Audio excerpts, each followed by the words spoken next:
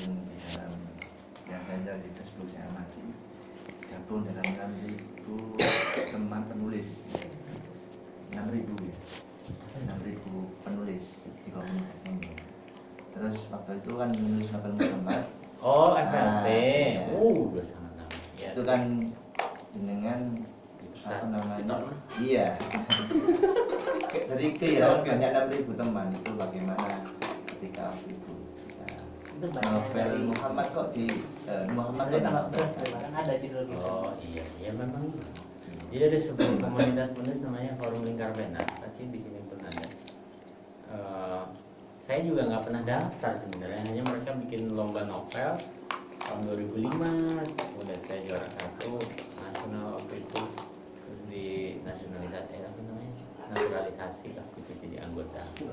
Tapi kan saya kalau udah dijadiin anggota ya serius kan, sampai kemudian saya jadi ketua FLB Jawa Barat.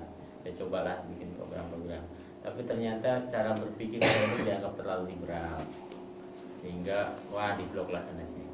Tapi puncaknya ada ketika saya menulis novel itu, karena bagi para petinggi komunitas itu yang Asmanadi dan lain-lain itu, Elvitiana Rosa dan lain-lain, kebanyakan menganggap novel itu menyesatkan. Bahkan emailnya masih saya simpan, mengatakan bahwa itu menelikung dakwah, karena mereka FLPT menganggap dirinya sebagai penulis-penulis yang memiliki metode dakwah terbaik sedunia. Afiliasinya memang ke PKS banyak, hampir semua. Nah, apa yang saya lakukan itu dianggap menelikung dakwah, berbahaya. Salah satunya yang tadi, kok ada kisah-kisah lain mencampur adukan agama katanya. Begitulah saya disidang. Terus mereka mendatangi penerbit saya, diminta untuk menarik bukunya. Akhirnya saya nanya, ini masalahnya di mana? Apakah karena saya menulis novel tentang Nabi Muhammad atau karena saya anggota FLP? Ya karena saya anggota FLP, sudah saya mundur gitu. Dan waktu itu langsung nyebar SMS ya, sebelum WA. WA belum lahir. Jadi mereka SMS ke seluruh Indonesia, tidak boleh mengundang Tasarruf gitu. Ini sejarah ya. Saya tidak mengingatnya dengan kebencian, sama sekali tidak. Nah ini sejarah, kalau yang ditanya saya jawab. Jadi saya tidak punya kebencian apa-apa. Ya itu prosesnya. Karena sejak awal memang saya tidak menulis untuk mereka, saya menulis untuk umum. Dan memang yang bisa menerima pada akhirnya memang komunitas NU, di mana-mana bisa ada NU yang memang lebih luas gitu ya. Kenyataannya buku itu bertahan 10 tahun. Dikira gampang itu mempertahankan buku setahun aja di toko buku itu susahnya setengah mati. Sebulan 2 bulan nggak ada yang kebeli, dibuang tuh dari toko. Dan buku itu bertahan 10 tahun, fisiknya belum PDF-nya, ini masih dibaca orang. Mungkin ya sekitar 100 juga sempat lah. Berarti dan tidak ada sebuah penolakan luar biasa yang dikhawatirkan itu tadi. Tidak ada juga yang merasa tersesat setelah membaca buku itu. Jadi saya pikir ya sudah, nggak apa-apa. Saya kehilangan teman-teman itu, saya mendapat teman-teman. 6.000 ya? Ya mereka mengklaim anggota FLP itu dari sejak tahun 2000. Itu saya baca di Suria. Ya memang FLP itu mengklaim dirinya 6.000. Mungkin anggotanya memang 6.000. Dari dulu Cakro Maklaim. Sopo? Ini Emang apa kok dari dulu? Emang sekarang mengklaim apa? enggak juga. Wajahmu lama-lama mirip Ronaldo loh. Titisan bro. Ronaldo Batis. Atau mungkin ada alasan lain, tersaingi atau gimana? Ini jangan udah keluar dari kelihatan tadi. Kalau itu kan urusan hati, saya nggak tahu. Kalau yang mereka sampaikan ke saya itu tadi, meskipun jadi pertanyaan besar ketika ada penulis lain, saya sempat nanya namanya itu apa sih? Yang dulu paling itu. Pokoknya penulis yang sangat mereka bangga-banggakan, Benny Arnas, kalau pernah dengar. kalau kita bicara dakwah, bicara Islam, karya Benny Arnas itu sangat cabul. Makanya saya sambil bercanda. Benny Arnas itu kan teman saya, dekat juga, jadi saya suka nyandain dia. Aku manggilnya Madindo, orang Sumatera. Hebat FFP ya, yang nulis Muhammad diusir, yang nulis cabul-cabul kayak dulu malah dipertahankan di bagian. Dalam konteks dakwah, kalau sastra sih kan bebas terserah orang. Nah, kalau menamakan diri lembaga dakwah sastra, mau tulisan cabul kayak lu mulai bangga-bangga. Cabulnya tuh cabul setengah mati. Misalnya ya mohon maaf ini kumpulan cerpen tentang gay, gitu ya. Ada satu judulnya Bulan-Bulan Api, coba google. Itu adegannya tuh diperlihatkan, guling-gulingan di hutan. Aku dikasih bukunya makanya saya baca, beli mau. Ya maksud saya ketika mau FFP diwakili sastra seperti itu ya, kalau saya masih mikir 11 kali karena semua yang saya tulis akan dibaca orang. Kalau orang misalnya ya orang terangsang dengan tulisan saya dan dia melampiaskan itu sebagai sebuah dosa, kan saya dapat. Jadi Benny ini seperti orang-orang hutan kayu, mengekspresikan sastra itu dengan dua tema itu yang selalu saya bilang, seksualitas, komunisme. Selalu itu kan yang diklaim menjadi sastra di Indonesia. Apa yang enggak? Coba sebutkan karya sastra di Indonesia, karya para sastrawan di Indonesia, selalu itu dua tema itu. Jadi bahkan misalnya gini nih, cowok cewek pun sama, saya enggak hanya LGBT ya. Ya, Benny itu menyampaikan adegan itu ya beneran kayak begitu. Saya belum ngerti ya. Atau udah ya enggak, belum pernah nggak tahu. Ada yang baca. Gitu. Jadi saya pikir, jadi standarnya ganda dong kalau kayak gini. Anda bicara dakwah itu, Anda takut buku saya menelikung dakwah membuat orang tersesat, tapi di sisi lain membiarkan sebuah karya sastra yang jelas-jelas secara norma agama itu patut diperdebatkan. Tapi itu saya ngomong ke orangnya langsung, jadi saya bukan ngomongin dia, saya langsung ngomong ke orangnya tapi dengan ketawa-ketawa. Jadi ketawa doang. Gitu. Misalkan saya dari sosial logika ini kayaknya tidak adil, jadi misalkan saya tidak adil. Di sisi lain ini nggak apa-apa, ini kan gitu. Artinya berpikir secara adil itu kan harus belajar dari Ya memang pada akhirnya jadi pertanyaan besar, motivasi sesungguhnya apa, tapi kan saya nggak peduli. Saya tidak pernah jualan juga dalam komunitas itu. Saya tidak merah. Saya kan tidak dilatih oleh komunitas itu juga. Saya nggak belajar menulis dari mereka.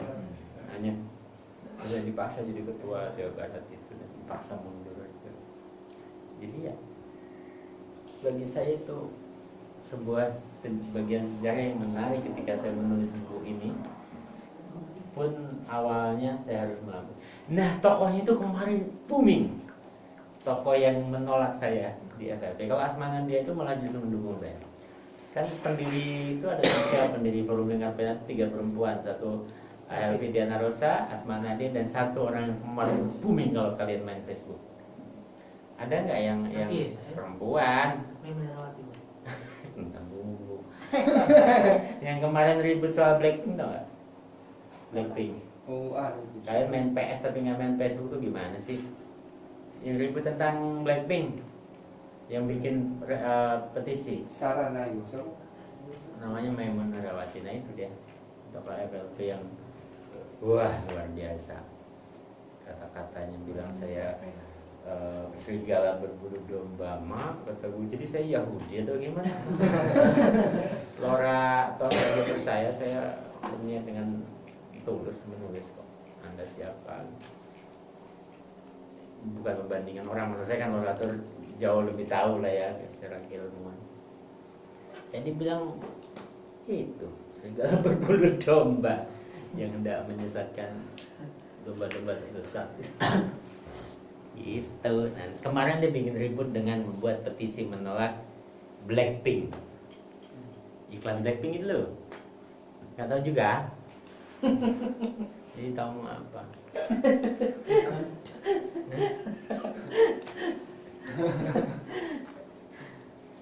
Sudah berapa sih? secara terakhir Pak. Ya, ya. Mungkin Kita ke Stapa di sini santai di sana. Oh, siap. Stapa tuh di mana? Dekat, Dikit sawah, Pak. lebih enak tempatnya. Mungkin sahabat-sahabat kan terkendala komunikasi dengan jenengan karena kita juga baru kenal nama jenengan dari Jawa. Cuman Jangan yang kayak gitu jangan diomong, Enggak. saya jadi nggak pede. Ada hal-hal yang harus diomongkan, ada yang tidak. iya, Privasi. coba curhatan kan ada masalah. Privasi. Cuman kan gini, Jadi sebenarnya ada itu nggak terkenal, cuman Cabah itu mengatakan begitu. Iya terus. iya maaf.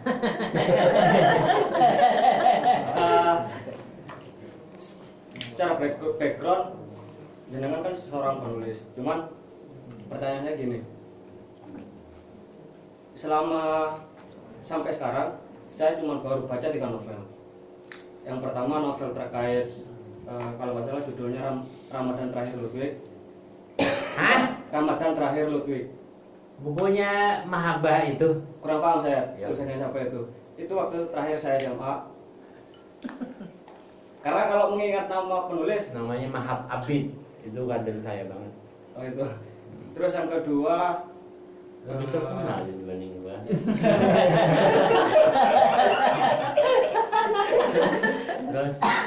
Terus yang kedua itu kan terkait kupikir itu suaranya terus saya baru membaca Pramudia Anantatur. Baca terus novel itu yang berjudul Di Bawah Kaki Tahajud Subuh. Saya ngerti gitu.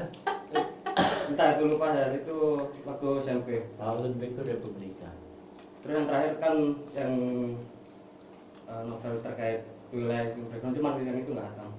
Lah, Yang ketiga apa? yang terkait novel yang Twilight itu Breaking Dawn. Kok terkait sih Iya novel itu. novel itu? Iya. Cuman kan gini, dari ketiga novel ini nggak semua ada yang menjadi pesan secara moral. Yang pertama, cuma novel 1 yang menjadi pesan, yang di bawah kaki Tahajud Subuh, karena kan itu menceritakan terkait apa itu kenyataan yang dialami oleh seorang penulis dan itu dituangkan dalam novel. Cuman pertanyaannya gini, bagaimana caranya kita ketika ini menulis dalam segala hal, baik itu tentang puisi ataupun berita, opini, itu menjadi peminat pembaca. Targetnya di peminat pembaca itu Jadi jadi peminat pembaca. yang diminati oleh pembaca. Itu bahasanya bikinisasi lah. Itu tips-tipsnya lah, bagaimana Balik aja berarti. Namanya siapa? Zakaria. Zakaria tertarik membaca yang tadi kenapa? Karena perjalanan hidupnya yang Sama. menginspirasi. Atau karena itu satu-satunya buku yang ada atau gimana? Beli nggak? Beli. Jadi memang memilih buku itu. Iya. Termasuk yang Ludwig tadi.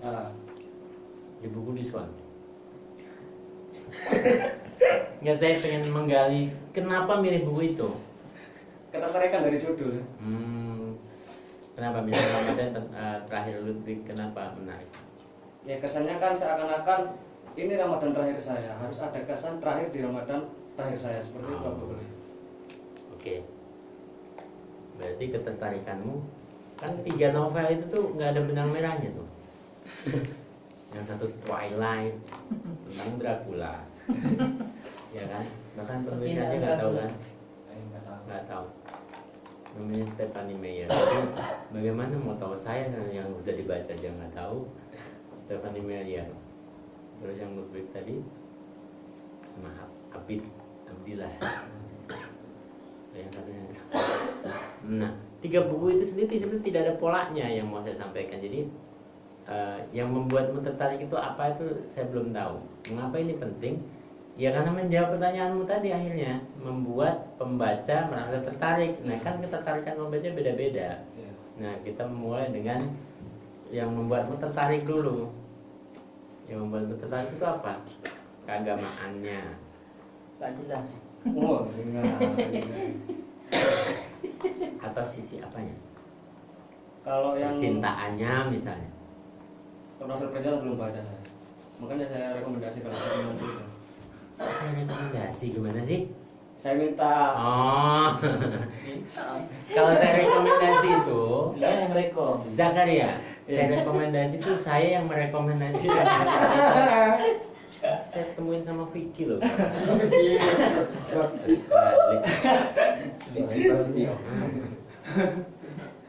Saya sudah pernah jawaban tapi lupa. Vicky lupa berarti ya. Gara-gara itu jadi lupa. Bagaimana cara membuat pembaca saya tertarik dengan Emang udah nulis ya sedikit-sedikit meskipun berita kan sudah. berita? Berita apa? Setiap kegiatan ya baru 2 kegiatan yang diposting kemarin. Nah, dibaca orang nggak? Nggak tahu itu. Dibaca kadang-kadang sendiri. Menulisnya pakai teknik apa? Nggak pakai kan yang diajarin sama Jawa itu. Asalkan nulis katanya gitu. Kalau berita kan berarti jurnalistik. Nah, Ya kalau saya mau menjawab bagaimana biar tertarik ya saya harus dengan jurnalistik yang benar. Mengenal nggak piramida terbalik? Pernah dengar tidak? Tentang angle pernah dengar nggak? Apa itu angle? sudah kan? Jadi menulis berita sudah dengan sudut pandang? Sudah. Tidak. Apa peristiwa terakhir yang diliput? Peristiwa terakhir yang liput kemarin terkait aksi teman-teman ketika penggalangan dana itu untuk korban. Oke, ngapain teman-teman? Aksi galang dana di jalan raya. Caranya seperti apa? Caranya galang jadi badut kayak jadi apa gitu? enggak Kardus aja. Turun di jalan. Ya, Bisa kalau kayak kardus gitu. Iya. Ini penggalangan dana atau minta nyobok sumbangan. jadi cawapres? Terus apa yang istimewa dari peristiwa ini? Ini bicara angle, bicara sudut pandang. Kalau sebuah berita ditulis apa adanya, seperti peristiwa itu terjadi, maka dirimu belum memilih angle terbaik. Bagaimana pembaca akan tertarik? Mahasiswa yang tergabung dalam PMI ini kemarin melaksanakan aksi penggalangan dana di segitiga Bermuda misalnya. Di sini dapat di alun-alun Bangil. Berpikir tertarik pembaca. Karena itu dilakukan oleh semua mahasiswa se-Indonesia, ya kan? Jadi PR-mu pertama kali adalah membuat sudut pandang yang memaksa pembaca tertarik kepada tulisanmu. Makanya saya tadi nanya caranya bagaimana? Oke, bunga. Oke kardus, ya udah sama se-Indonesia begitu. Berarti harus dicari sudut pandang yang berbeda. Berdasarkan apa? Kita menentukan sudut pandang itu dari mana sih? Perbedaan. Perbedaan. Maksudnya kita melakukan hal yang beda dari yang lain. Oh iya, bagus. Tapi urutannya seperti apa kalau dalam jurnalistik? Urutannya itu dengan menimbang 5W1H. Iya. Itu unsur 5W1H itu mana yang paling kuat dalam berita kita? Makanya saya tadi nanya, bagaimana caranya? Oh, ngumpulinnya itu dengan nari-nari, joget-joget gitu. Itu biasa. Waktu peristiwa penggalangan dana apa yang terjadi? Oh, ada itu tuh. Misalnya ada yang ngasih 1 juta. Ada yang pakai mobil Mercy kemudian ngasih 1 juta. Itu ada dalam bagian apa kalau di 5W1 abadi?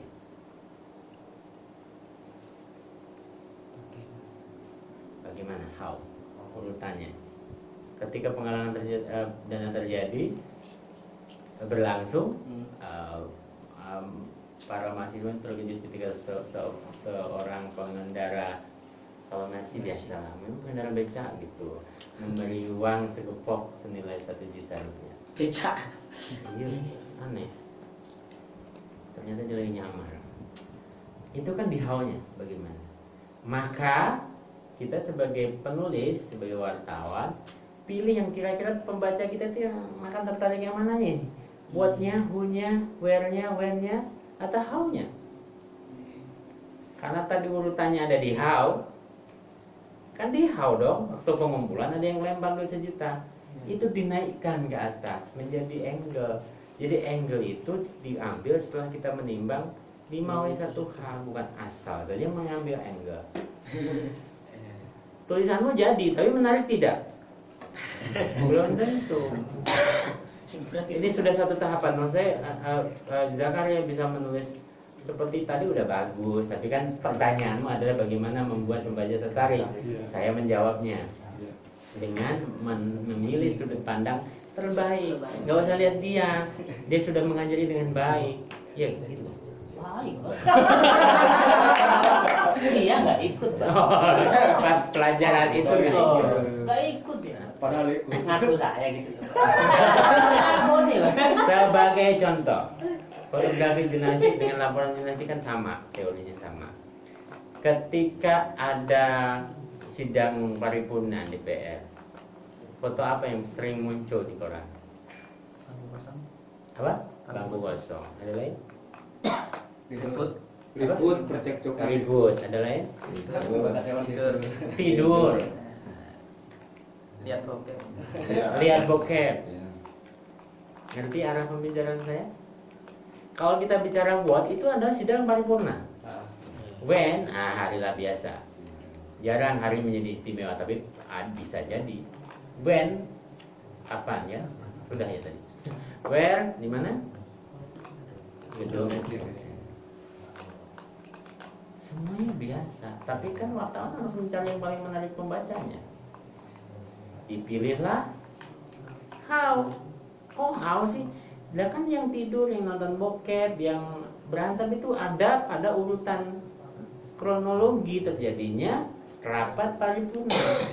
Jadi how itu kronologi, jangan lupa. How itu kronologi terjadinya sebuah peristiwa.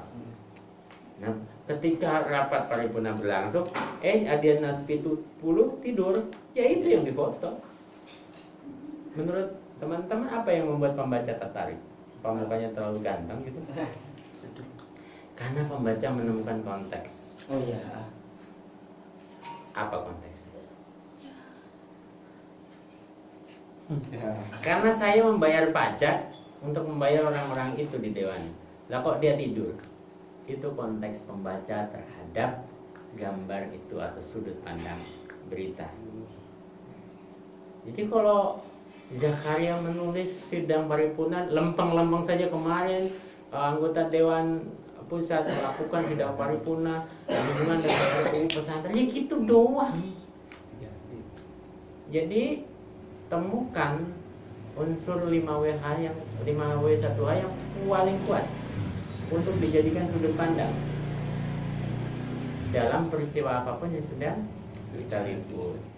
Makanya saya tanya ulang nih, kita contohkan langsung waktu penggalangan dana apa yang paling menarik terjadi? Apakah kalian menggunakan seragam tertentu misalnya? Seragamnya apa?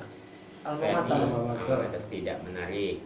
Terus di mana kalian mengumpulkan? Jalan raya. Oh, bukan di kuburan ya. Tidak menarik. Jam berapa kalian melakukan itu? Selasa. Selasa. Jam. Biasa, kecuali tengah malam. Jumat Kliwon lagi. Waduh, benar. Berarti biasa aja. Kebersamaan, Pak. Iya kan? Terus apa lagi? Kebersamaan. Nah sih, jadi kebersamaan. Iya, iya, kan. Biasa. Biasa. Ikut nggak waktu turun? Enggak. Pak, nganu. Ada keperluan pribadi. Nah, Sedikit orangnya. ketika berlangsung pengumpulan dana, ada nggak yang menarik? Kalau ternyata nggak ada yang menarik, sebenarnya jangan ditulis. Kalau kalian tidak bisa menemukan hal yang menarik dari berita itu, ngapain ditulis? Nggak akan dibaca orang. Oh, emang nggak ada, gimana bang nggak ada? Kalau nggak ada, siapkan itu menjadi ada. Bisa diciptakan. Diciptakan. Dikira kalau penemuan apa namanya buntalan yang curigai bom itu beneran ada orang, itu wartawan yang bikin. Nah saya pernah dulu, kalau nggak ada berita kita bikin aja, lapor ke Gegana, tuh ada tas. Itu wartawan yang bikin, udah bikin berita. Soalnya Gegana itu pasti turun, nggak mungkin dicek dulu sama polisi, enggak. pasti gegana mas resiko tinggi. Emang kalian pernah nggak ada berita ditangkap orang yang meletakkan bungkusan mencurigakan? Tidak pernah. Tidak pernah. Artinya bisa diciptakan agar menemukan angle yang terbaik. Jadi kalian tahu kalau pengumpulan dana dengan biasa aja nggak menarik buat membaca. Maka yuk kita setting yuk.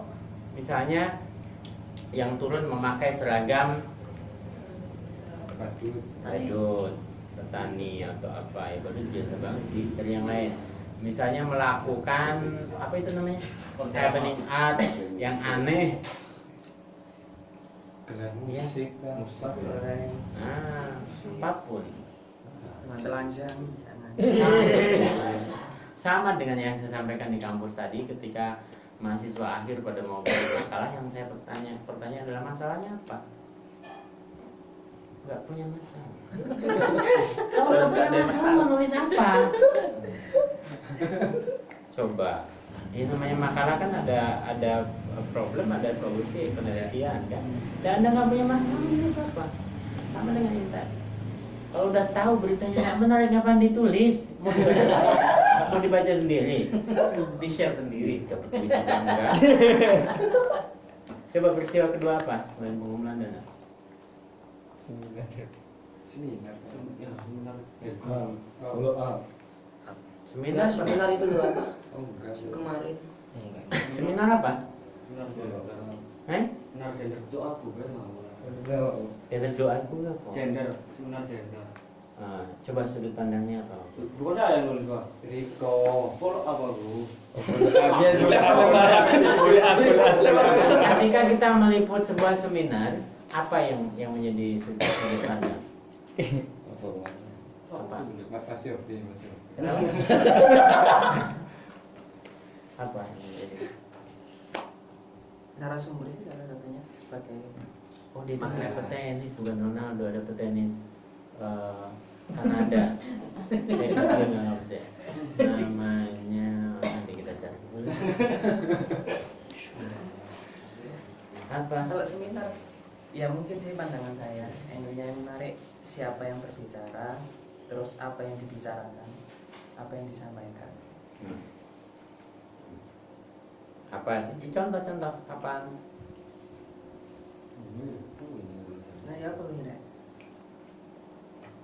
contohnya kemarin seminar pendidikan politik di antaranya narasumbernya mungkin di kalangan anak-anak muda ini artis lah lebih banyak peminatnya materinya Siapa? Kristeva ya antara saya sama Kristeva Siapa sih? orang PMI Kok artis? bagian anak Bagian PMI mungkin PMI. artis dia Oh, bentar, pembacamu itu siapa sih?